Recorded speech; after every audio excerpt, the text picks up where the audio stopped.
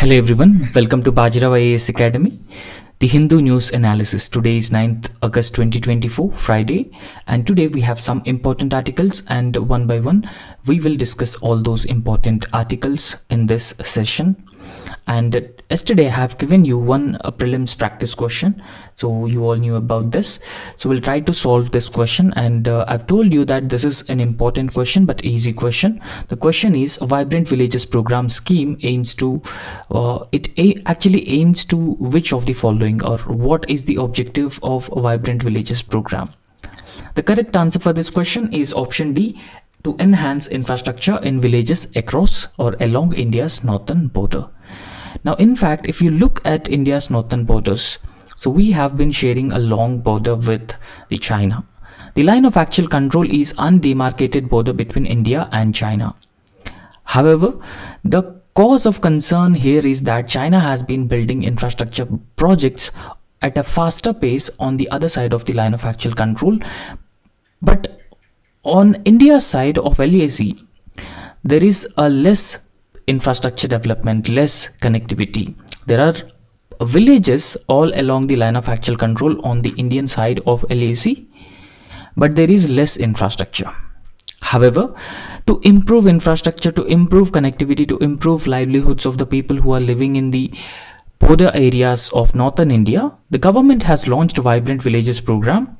Under this program, the government will focus on improving infrastructure and connectivity in villages along India's northern border. So that is Vibrant Villages program of Government of India.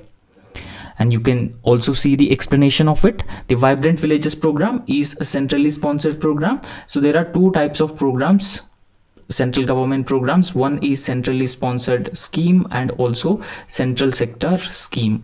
So actually the funding would actually varies for central sector scheme and centrally sponsored scheme. And this scheme is a central sponsored scheme, and this scheme was launched in 15th February 2023, and this scheme's objective is comprehensive development of select villages in around 46 blocks and 19 districts across the northern border, spanning from the states of Arunachal Pradesh, Himachal Pradesh, Sikkim, Uttarakhand, and Union Territory of Ladakh. So as I have already told you that the basic objective and the aim of this program is to create sufficient incentives for the people to stay in the selected villages. So they could stay in the selected villages, and the government would improve infrastructure, connectivity, and further aiming at improving the livelihood conditions of the people who are living in those areas.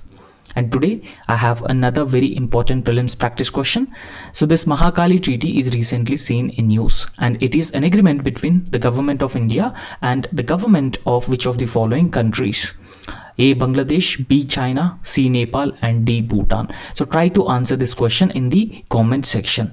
And let's get into the discussion. So the first article that we are going to start this discussion is with India-Bangladesh relations. We all knew what has been happening in Bangladesh, and recently Sheikh Hasina's government, Awami League government, resigned, and Sheikh Hasina fled Bangladesh and she took refuge in India.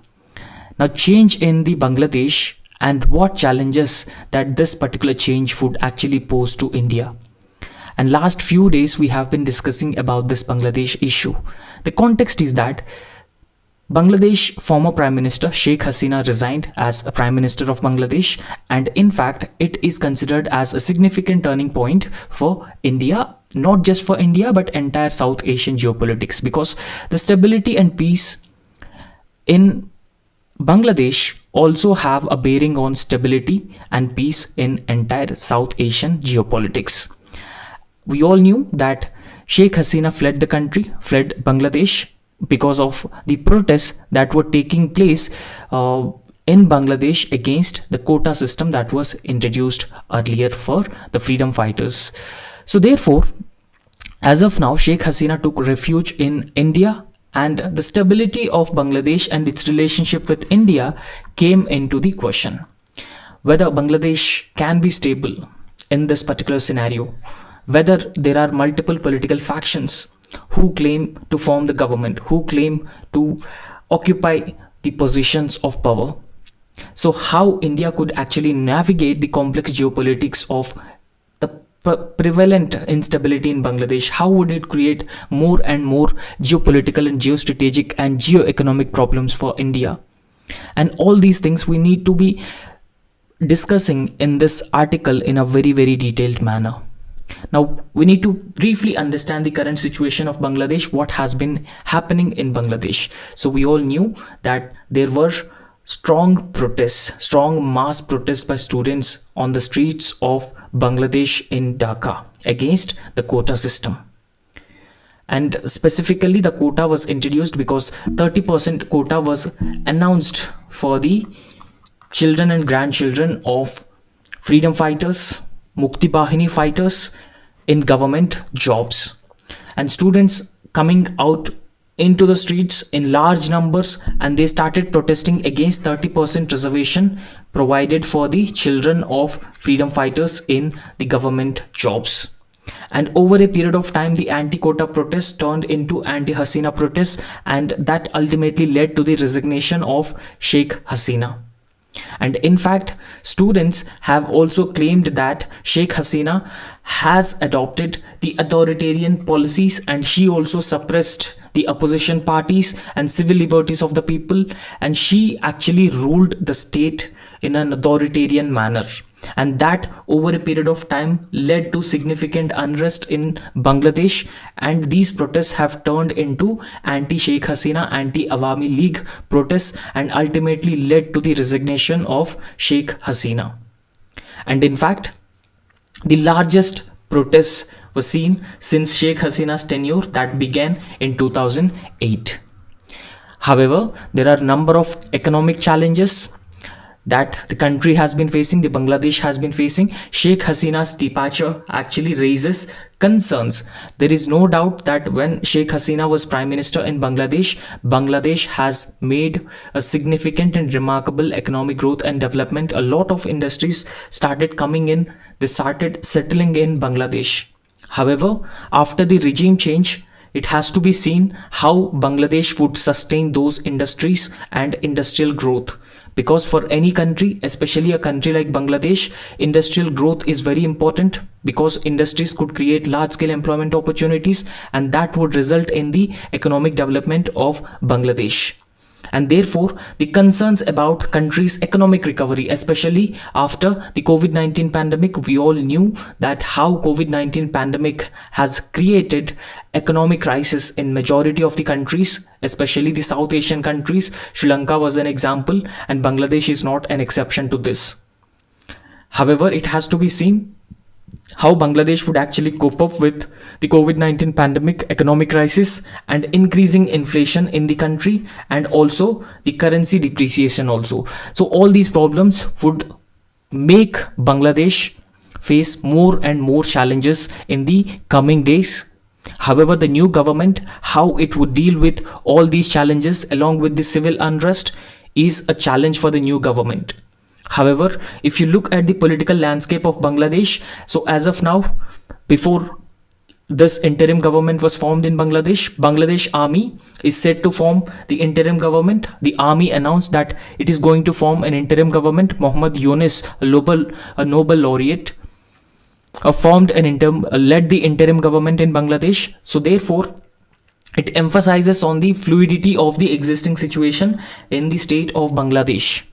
However, it is also a concern that there has been an increasing attacks on minorities, increasing attacks on temples, destroying temples, demolition of temples is a cause of concern for India.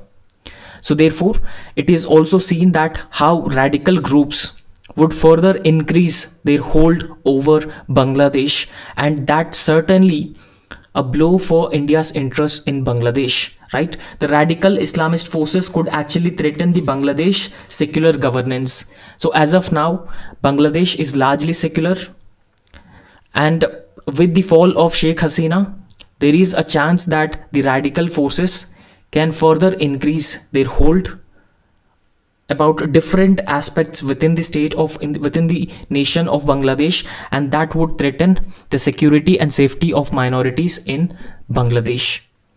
However, we need to understand this particular political instability, how it will create problems for India, and how this political instability in Bangladesh would actually affect India.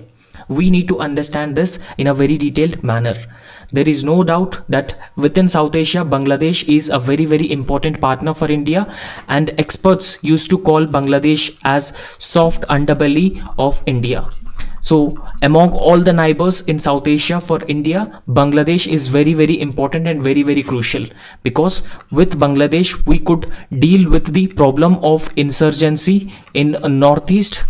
When Bangladesh and India work together, we could effectively deal with the problem of insurgency, the problem of terrorism also that has been emanating from a few pockets of Bangladesh, and we could also effectively deals with the illegal border immigration or border crossing, and that is also an important issue that has to be addressed.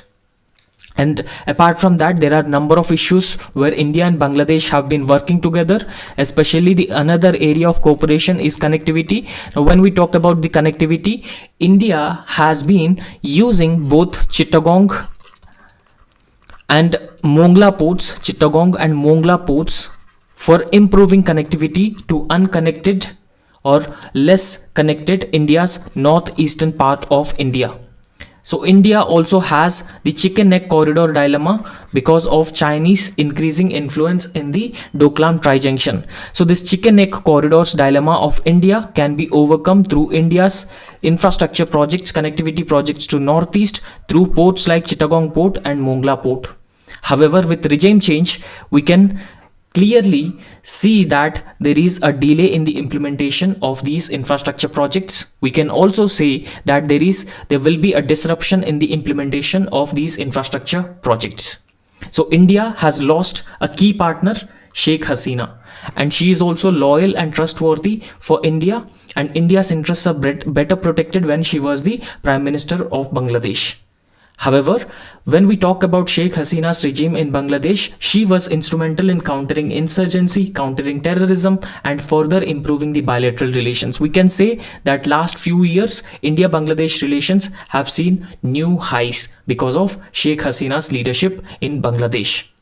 When we talk about the bilateral trade, commerce and investment between India and Bangladesh, we can certainly say without any doubt, Bangladesh is India's largest trading partner in South Asia. So Bangladesh is India's largest trading partner in entire South Asia. So therefore, it is very important for India to maintain a very close ties in terms of trade and commerce. However, India actually export a lot of cotton textiles into Bangladesh, raw cotton into Bangladesh. So the bilateral trade between these two countries amounts to around 13 billion, and that is in the financial year 23-24.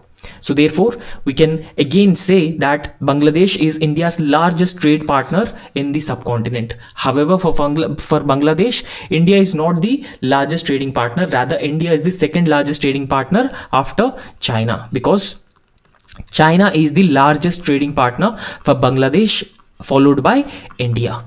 Right? So in fact, the duty-free access was provided in most tariff lines under the South Asian Free Trade Agreement. So we also have South Asian Free Trade Agreement under the Sheikh Hasina's administration, and that has further helped in reducing the tariffs between different goods. So that has further given a fillip to trade and commerce between these two countries. However, India's support, a continuous support for the Sheikh Hasina's administration in Bangladesh has now become a liability, because a majority of the people in Bangladesh now looking at Sheikh Hasina with suspicion, and in fact many of the people in Bangladesh have been viewing Sheikh Hasina as an enemy India has been sheltering. So therefore, a close ties and a support for the Sheikh Hasina's administration provided by India has become a liability, and her unpopularity and controversial governance may impact India's overall regional standing also in the long term. But we cannot say that India's relations with Bangladesh would continuously hit, because for Bangladesh also, India is also a very, very important partner. Bangladesh cannot neglect India, and that has to be kept in mind. However, there is also a Western scrutiny and potential backlash also, because India as of now backed Sheikh Hasina. Not now, even from Sheikh Hasina was in power in Bangladesh, India was continuously supporting her and backing her, and that has created a friction with the Western allies, countries like US and several other Western allies. So there is a friction, especially US. So they have criticized her undemocratic practices. So US repeatedly criticizing Sheikh Hasina's administration and her undemocratic and authoritarian governance and practices. However, balancing international relations while supporting a now unpopular leader actually poses a number of geopolitical challenges for India with respect to Bangladesh. Now, so there are a number of other challenges also. We cannot say that, cannot limit this itself to these particular challenges that we have just discussed. So there are a number of challenges, because increasing radicalization in Bangladesh is a potential challenge for India. And how India and Bangladesh would deal with Rohingya refugees is also another challenge, because these Rohingya refugees illegally entering into the Indian side of the border. And apart from that, illegal immigration from Bangladesh into India is also or will be another challenge. And apart from that, the growing anti-India sentiments among the people of Bangladesh would also influence the political elements or the political parties or the parties in power within the Bangladesh. However, India has to deal with that also. And increasing illegal migration, we have already discussed. Drug trafficking would further increase. Unstable Bangladesh would provide safe havens to terrorists, and it also become a hub of drug trafficking, human trafficking, and even cattle smuggling would further increase, thereby creating India more and more challenges with respect to the border management also. So therefore, India has to deal with number of such challenges going ahead if this instability continues to prevail in Bangladesh. So therefore, India should hope to establish stability in Bangladesh. So India should hope for stability in Bangladesh. Now, what should be the way forward in India? So India should actually enhance the security measures. Specifically, India should further strengthen and improve its border security, border management. So that is very, very important. And India should also expatriate the Bangladeshi populations who are living in India, so that could address the political spillover effects and even helps in maintaining stability in India. So apart from that, developing a digital connectivity corridor would be in the benefit of both the countries. So therefore, we need to develop a digital connectivity corridor, and that corridor can actually enhance trade, technology, exchange, and cultural exchanges and e-commerce cooperation between India and Bangladesh. However, experts with respect to illegal immigration have been suggesting that India should actually introduce a permit system for the illegal immigrants or whoever wanted to come to India and whoever wanted to work in India. So permit system can be introduced by India, and with the permit system, so there is a certain validity, a certain time period within which they can stay in India, they can work in India, but after the expiry of the permit, they have to go to Bangladesh. So permit system can be introduced. With permit system, what happens? So we can actually structuralize or organize the illegal immigration, and we also have the comprehensive data over the illegal immigrants into India. So otherwise, these immigrants should not be allowed to enter into India, because as of now we have a huge population, and that would create further population stress in India. And apart from that, we need to evaluate the feasibility of having a free trade agreement with Bangladesh. So in the light of new political climate, so new free trade agreement will give boost to trade and commerce between these two countries. So apart from that, India must and should anticipate that the Pakistan and China will actually seek to exploit the existing situation of instability in Bangladesh, and therefore India should also be mindful about increasing Chinese influence or any sort of Pakistan's influence in the Bangladesh or in the region, because that could pose potential security and strategic threats for India in the longer term.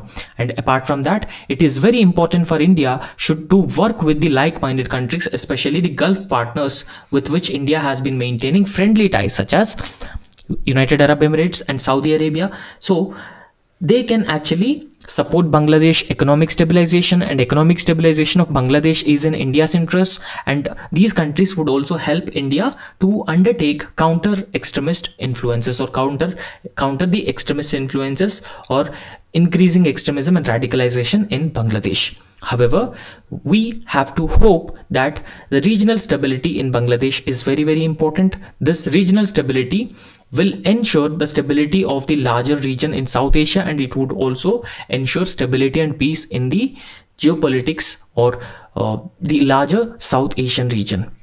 The cooperation between India and Bangladesh would actually help maintain the regional stability and stability in Bangladesh, and it would also prevent Bangladesh from drifting away from its traditional allies. So that would be India's immediate priority in this context. The next important article that we are going to discuss is Himalayan towns need a different kind of development, and this is with respect to the recent climate change driven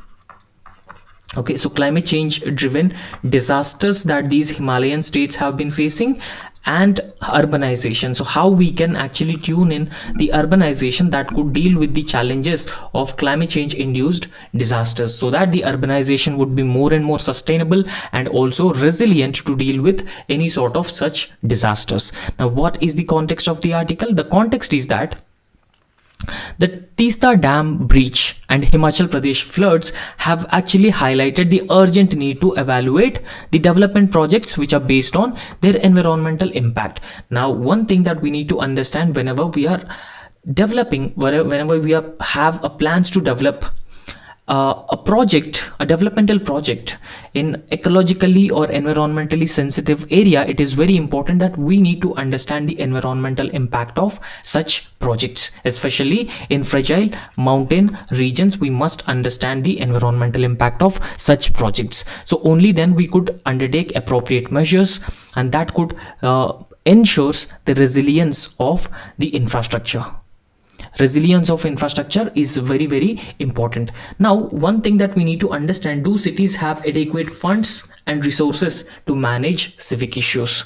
So that thing we need to understand, because as of now, the civic bodies, the municipal bodies which actually looks after the administration of urban local bodies, they do not have adequate funding and they do not have adequate resources to manage civic issues. For example, the solid waste management, urban municipal waste management, liquid waste management, or sewage water treatment, and even drainage management, electricity. So these are all civic issues. Whether civic bodies have adequate funds to deal with all these problems, and that is the main question that we need to deal with, right? So if you look at the urban planning in most of these Himalayan states, there's a kind of an inadequate planning that is purely insufficient to deal with the civic issues. Now, when we talk about the planning institutions in the Himalayan states or Himalayan regions, they actually use the models from the plains. There are no separate models. Whatever models that are followed in the plains, and these municipal bodies are also using those models. And in fact, these models that the Himalayan states municipal bodies adopt are ill suited for the region's unique conditions, and it would further lead to the ineffective implementation and even failure also. So this aspect has to be dealt with. Whatever models that suits to the specific region, so those models have to be applied. Only then we could achieve the resilience of infrastructure development projects in these urban areas, and also we could also improve the sustainability of such projects and avoid disasters or disaster proneness of those areas. And in fact, these urban local bodies also failed to have adequate human resources, and they are facing the problem of human resources deficit, because city governments in these Himalayan states, they have been facing severe shortage of the human resources. They are facing the worst shortage of human resources, and human resources are very important since they are facing the understaffing issues, and in fact it falls below short by nearly 75%, and that actually hampers the effective urban management or effective implementation of the policies in these urban areas. And another unsustainable phenomenon, uncontrolled phenomenon that we have been observing in these urban areas is uncontrolled urban expansion. So this uncontrolled urban expansion is also another major challenge, because the cities as of now, they have been expanding into village peripheries, right? So unsustainable growth and development, or haphazard development, or we can also call it as a urban sprawl, right? So this is also called as urban sprawl, that is expansion of cities into the nearby village peripheries. And even the encroachment of the common lands, the encroachment of the water bodies in urban areas, and the encroachment of floodplains is also a cause of concern, right? So in fact, these are natural resources, and these natural resources are increasingly encroached, with the nexus developed between the land grabbers, the politicians, real estate agents, everyone. So that we have seen in Srinagar, where the built up areas increased by 75.58% from 2000 to 2020, while water bodies have shrunk by 25%. And this has been indicating that there has been a large scale encroachment of existing water bodies or natural resources has been taking place. And it also indicates the failure of the government to prevent the encroachment or land grabbing by the sources. And apart from that, so one thing that we have to focus on is, consultant driven urban planning, or is a very very important, and that should be shelved for most of these Himalayan towns with the urban design. So that should be based on climate resilience. Now one thing is that climate resilience is very very important, because climate change has been driving a number of disasters, and we have recently seen Uttarakhand and Himachal Pradesh how they are facing disasters, number of disasters, so which leads to the loss of lives, loss of property. So in this context, what we have to do is we need to build capacity of these civic bodies, and apart from that, we need to build infrastructure.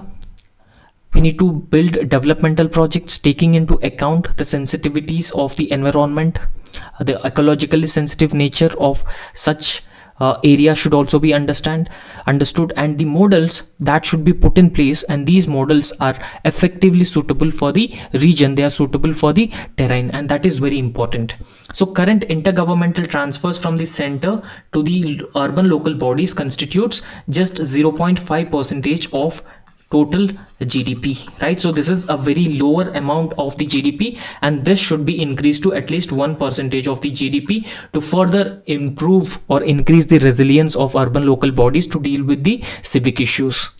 However, the Himalayan towns or Himalayan states, as of now, they should actually engage with the wider conversations about the sustainability, about the resilience of infrastructure development projects. However, their overall focus should be on the urban futures being through robust ecocentric planning processes involving public participation, and public participation should not be neglected. Public participation, stakeholder engagement, feedback mechanism are very very important aspect. Public participation and stakeholder engagement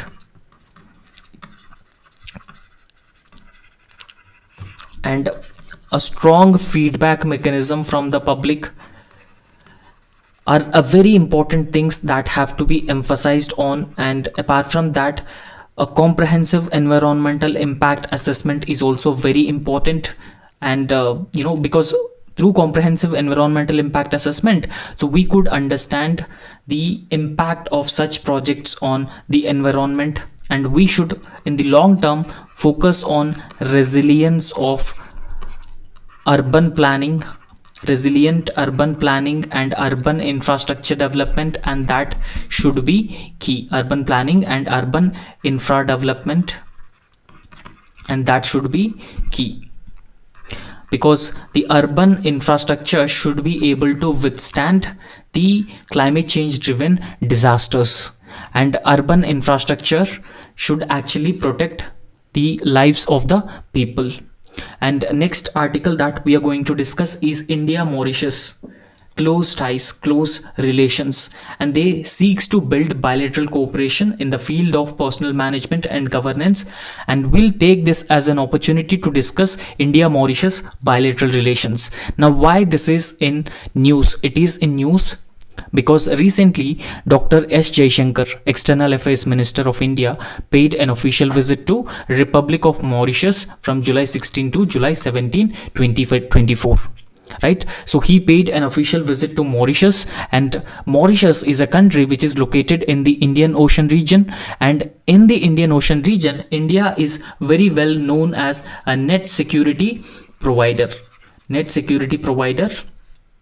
So since India is known as the net security provider in the Indian Ocean region, followed by increasing Chinese influence and dominance in the Indian Ocean region, that has been potentially threatening India's security, it is very important that India should actually increase its presence in the Indian Ocean region, especially the Western Indian Ocean region. So in the Western Indian Ocean region, these countries like Mauritius, Seychelles, Comoros, so they actually provide a wonderful opportunity for India to further increase its influence in the Indian Ocean region, maintain its dominance, maintain its status as a net security provider, and also protect the important sea lanes of communication from piracy, from trafficking, from terrorism, from maritime pollution also, right? So all these things are actually the responsibility of India since it is a net security provider.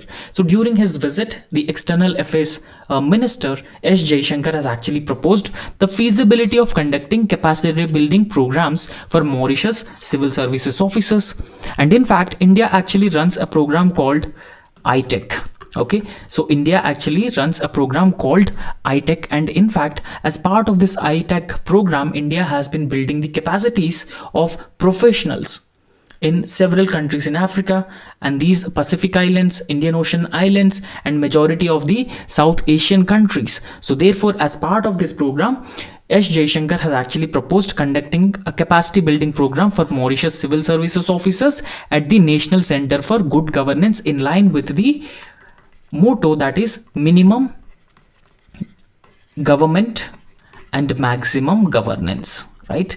So we already knew that this slogan was given by Prime Minister Narendra Modi in line with further improving or betterment of governance in India, that is minimum government, maximum governance. So you can clearly see that this is Mauritius, and Agalega Island is also belong to the Mauritius, and in fact in this Agalega Island, India has been developing an airstrip and jetty. Okay, so in fact this Agalega Island is strategically located. It is also very close to Kenya, and it is located in Indian Ocean, and through this jetty and also building airstrip, India could actually maintain its dominance and surveillance over this region.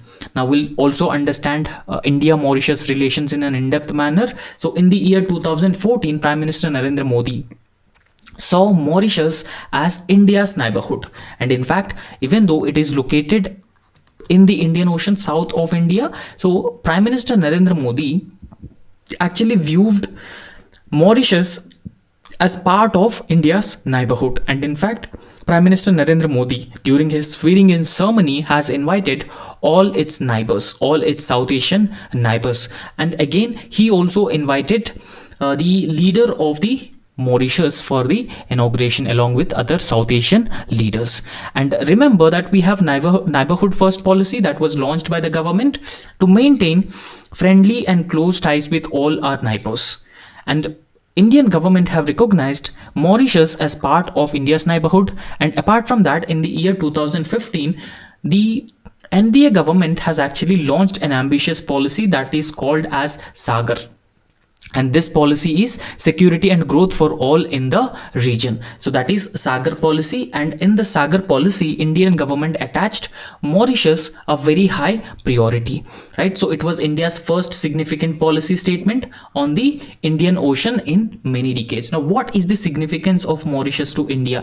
Now, why India has been emphasizing on Mauritius and why it is important? So it is important because Indian Prime Minister in the year 2015 signed an agreement to set up 8 Indian controlled coastal surveillance radars. So as I have already told you that Mauritius is located in the region which is strategically very important, and if India can maintain naval presence in the Mauritius island, so then that would give India a potentially a strategic edge over countries like China, and India could also maintain surveillance over the entire Indian Ocean, and India could also effectively counter piracy, trafficking, and terrorism, and also counter Chinese rising influence in the region.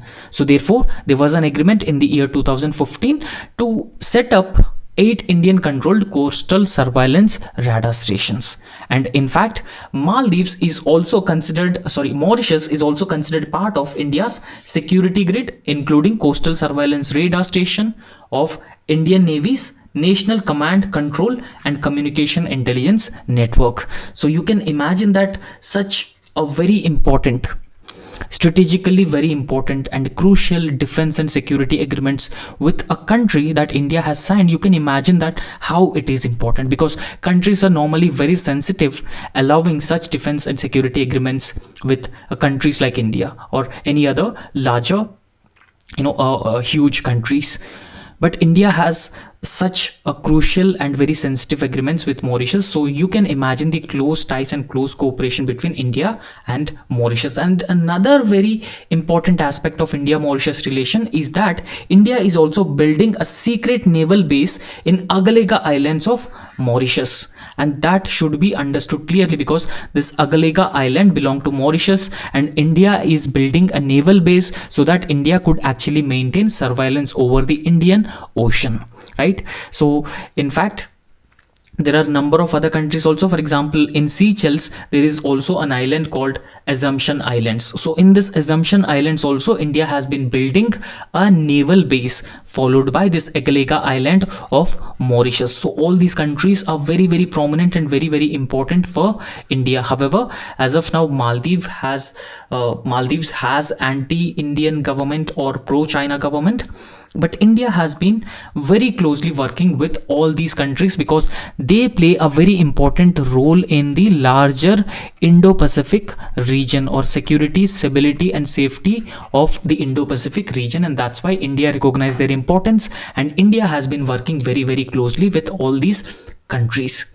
And in fact, both these countries have already signed the Comprehensive Economic Cooperation and Partnership Agreement on February 22, 2021. So Comprehensive Economic Cooperation and Partnership Agreement would further make these two countries enhance the trade and commerce investment substantially. So that would benefit both the countries in the long term. And in fact, this country is part of African Union, right? So Mauritius is part of African Union, and it is also part of Indian Ocean Rim Association, where India has actually maintains a dominant position in the Indian Ocean Rim Association. However, India is not a member of Indian Ocean Commission. Rather, Mauritius is a member of Indian Ocean Commission. So since Mauritius is a member of all these important groupings, so it could be considered as a stepping stone for India for multiple geographies, because we could engage with the Madagascar, we could engage with the African continent, and we could also further enhance our cooperation or strengthen our relations with all these island nations, and that would further give us a lot of strategic hedge in maintaining our surveillance in the region. However, until now, India has tended to deal with the so-called vanilla islands, and these vanilla islands of the southwestern Indian Ocean consisting of Comoros. So you can see Comoros and Madagascar also. Okay, and Mauritius, Mayotte, Reunion and Seychelles on bilateral ties. Okay, so if the Indian establishment thinks of them as a collective, it would make Mauritius a pivot of New Delhi's island policy. So Mauritius is a very, very important. If India has been dealing with all these island nations collectively, Maldives is actually center, and it is a very crucial for India's overall engagement with this Indian Ocean island states, right?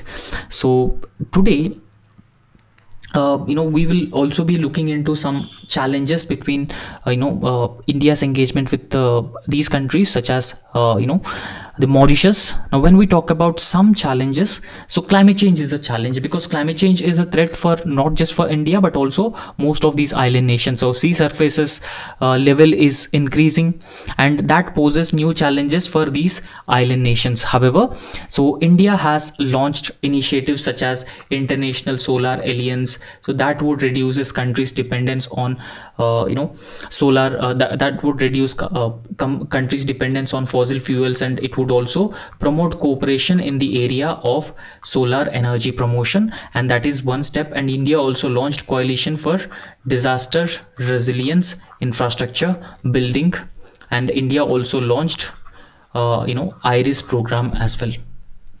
Okay, so infrastructure resilience in island states. So all these initiatives that India has launched will benefit small island states, because with climate change, what has been happening, their existence is being threatened. Because of the rising sea levels. So they are also facing number of natural disasters, tsunamis, cyclones, and degradation of coastal and marine ecosystems because of increasing pollution. The sea level rise are biggest security threats that these countries have been facing, and India has been closely working with all these countries to mitigate the challenges that they have been facing as of now. However, when we specifically talk about Mauritius, according to the World Bank report in the year 2018, Mauritius ranks 16th highest disaster risk country, being highly vulnerable to the adverse effects of climate change. In fact, it is highly vulnerable to the adverse effects of climate change, and therefore India need to work very, very closely with all these countries to maintain dominance, maintain influence, and counter Chinese increasing presence in the region. And today we have one very important mains practice question. So that is with respect to the Protection of Children from Sexual Offences Act. So that was passed before, right? So what was this act, and why this act is passed? So we'll all understand everything as part of discussion, right? So when we talk about this, the question that is being asked here is that explain the effectiveness of Protection of Children from the Sexual Offences Act in addressing child sexual abuse, considering its challenges. Now, how can we approach this question? Because whenever you start writing answer for such questions, you need to understand approach and you need to follow the approach, right? So when we talk about the approach, you can briefly give, you briefly introduce or you briefly describe what is Protection of Children from Sexual Offences Act of 2002. Okay, so introduce this POCSO Act very, very briefly, and then first part of the answer is write POCSO Act. So why it is framed and what are the salient features of this particular legislation, and then you need to write some challenges that this POCSO Act has been facing while implementing the provisions of the act, and also write some measures to strengthen the POCSO Act. So this is how you have to approach this question in a structured manner, and let's look into this.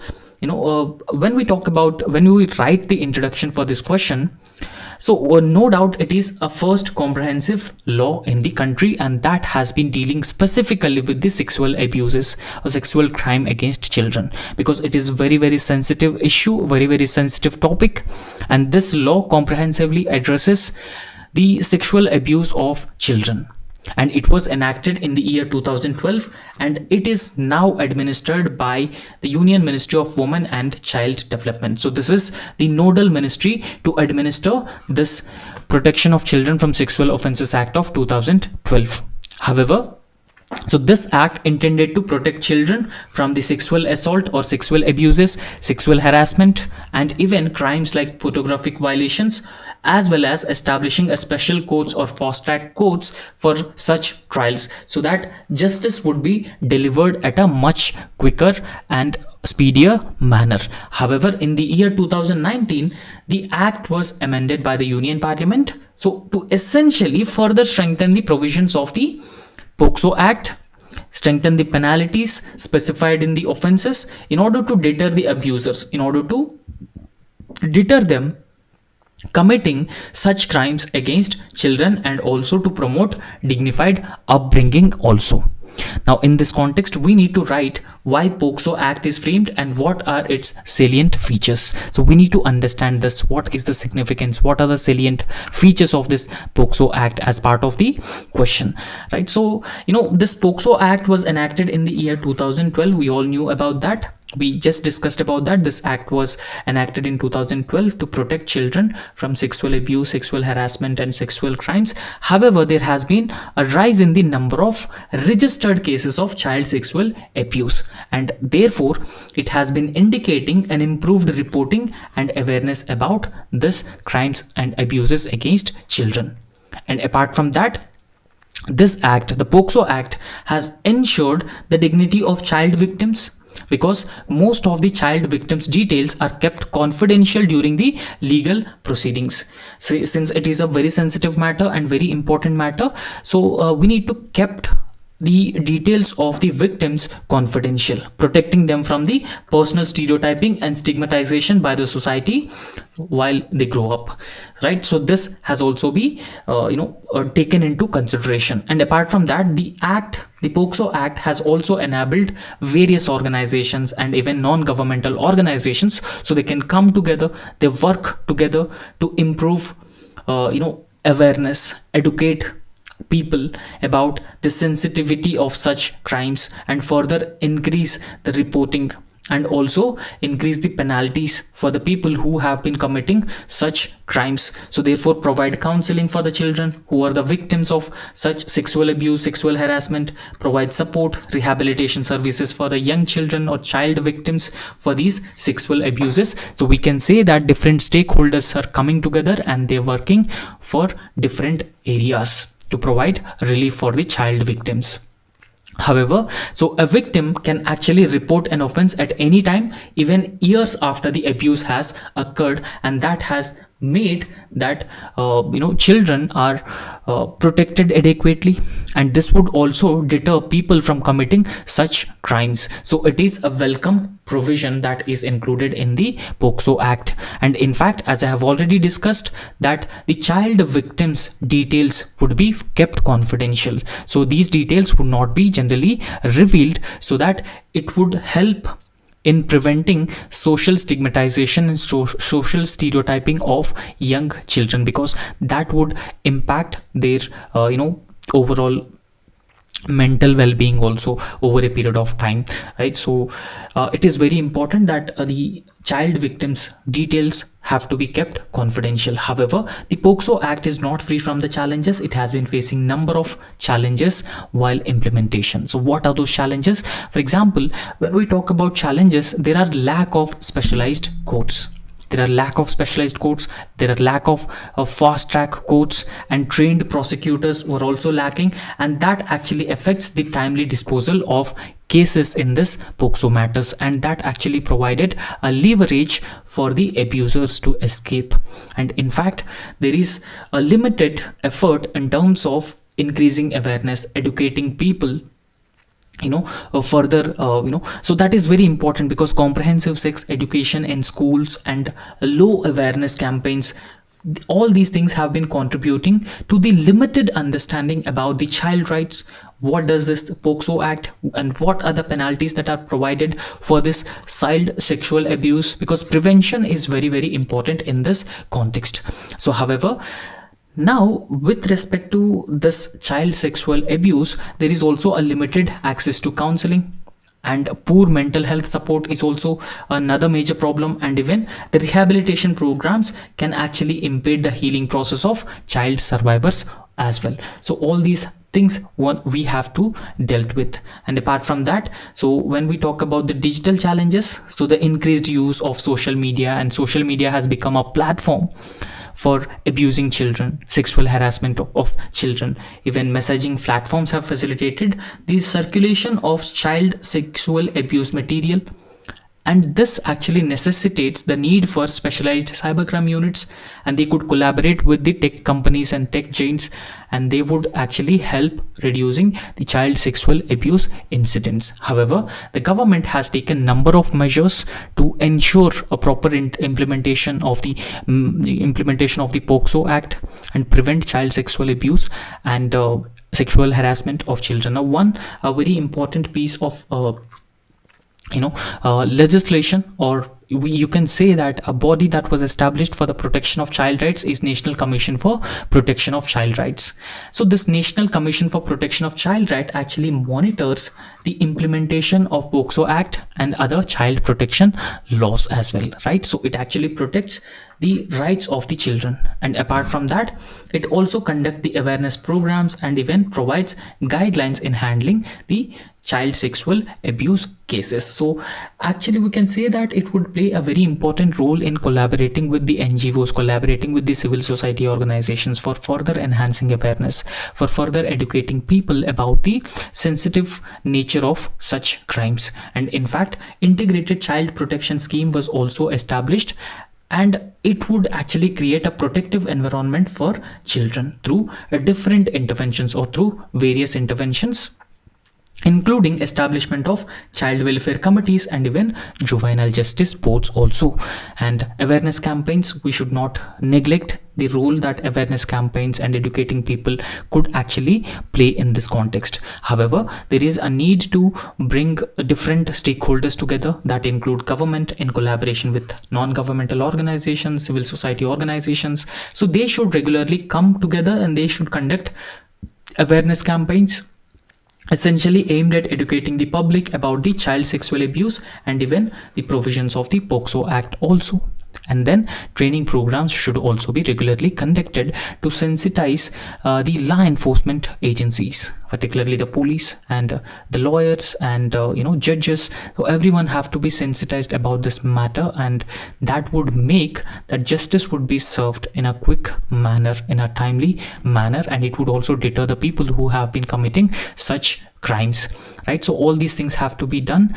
And one thing that we need to understand here is child rights is very, very important for the healthy growth and development of every child, and such crimes against children have to be dealt very, very sternly, and penalties should also be very, very high, so that it would deter people committing such crimes, right? So that's all in this lecture, and thank you so much. So if you like our work, please subscribe our YouTube channel and also hit the like button. Thank you.